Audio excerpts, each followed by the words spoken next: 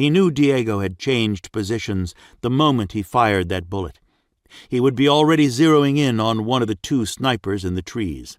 Sure enough, a single bullet was fired, and something heavy crashed through several branches before a body was hung up in the thick limbs. Rubin made it into the thickest part of the underbrush, took a deep breath, and turned to look around for Jonquille. There was no bright hair to mark her in the dark. There was no sound.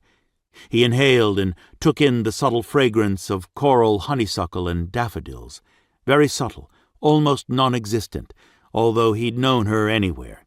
She was very close to him. "You'll manage to hide your sparks." "I have to carry something with me at all times." The night had gone silent again. Rubin was very familiar with Diego's hunting skills. There was a body hanging in the trees, possibly dead, possibly wounded on purpose, just as Diego had wounded their original prey. That meant the lone sniper would have to make a choice, and it was never a good one. Diego would have endless patience. That was the way Rubin had been taught when he was a child, and he'd passed that lesson on to his brother. The first to move was often the first to die. These men had come hunting them. They would never give quarter. Rubin had also taught Diego that. "You two are pretty ruthless, aren't you?" Jonquille asked. "If the situation calls for it," Rubin replied. He chose a game trail and began moving through it, using elbows and toes to drive himself forward. They came looking.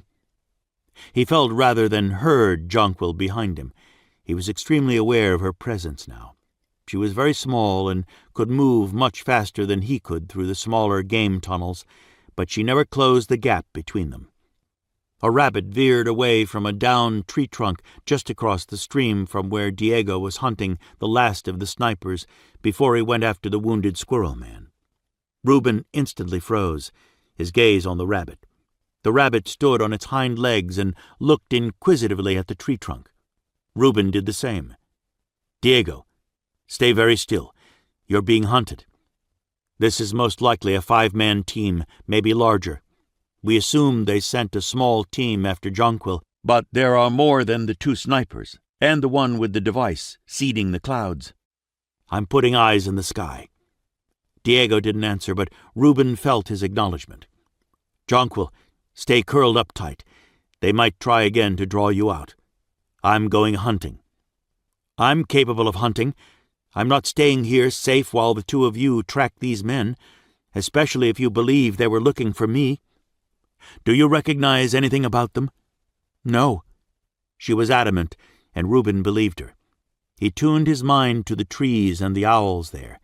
Diego was the expert, but Rubin could reach out and connect easily.